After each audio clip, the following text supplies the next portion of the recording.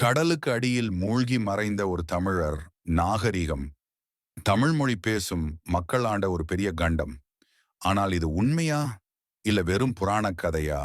உலகம் முழுவதும் அட்லாண்டிஸ் என்று அழைக்கப்படும் ஒரு மறைந்த நகரம் பற்றிய கதைகளை நாம் கேள்விப்பட்டிருப்போம். ஆனால் தமிழர்களுக்கு சொந்தமான ஒரு பெரிய நிலப்பரப்பும் ஒரு நாள் கடலுக்குள் மூழ்கியிருக்கலாம் என்று சொல்லப்படுவது உங்களுக்கு தெரியுமா?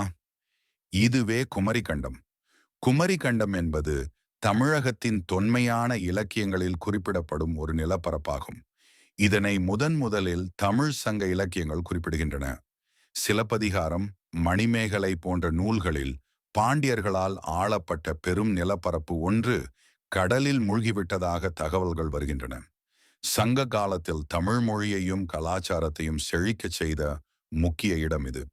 குமரிக்கண்டம் பற்றிய தமிழ் இலக்கிய மேற்கோள்கள்: சிலப்பதிகாரம், முத்தமிழ் வளர்ந்த ஒரு பரந்த நிலப்பரப்பு கடலில் மூழ்கியது.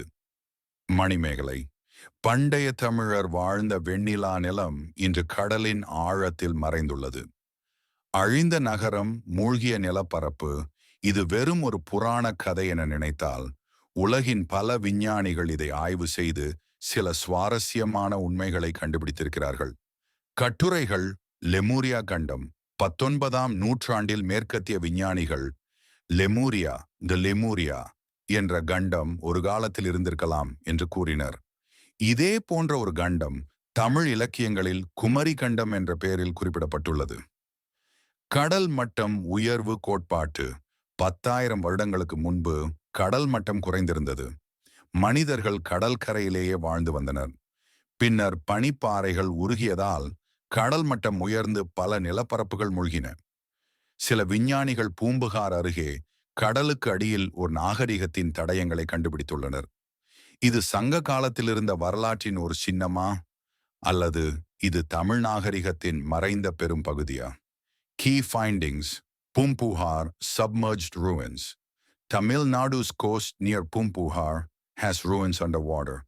Adams Bridge, Ramas Bridge. Geological evidence suggests it was once a land connection. Mahabalipuram's 7 pagodas. Old stories suggest 6 temples were submerged by the sea.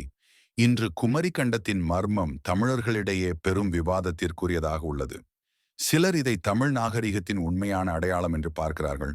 மற்றவர்களோ இதை வெறும் ஒரு புராண கதையாக நிராகரிக்கிறார்கள்.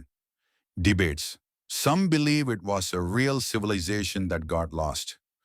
Others say there is no strong archaeological proof.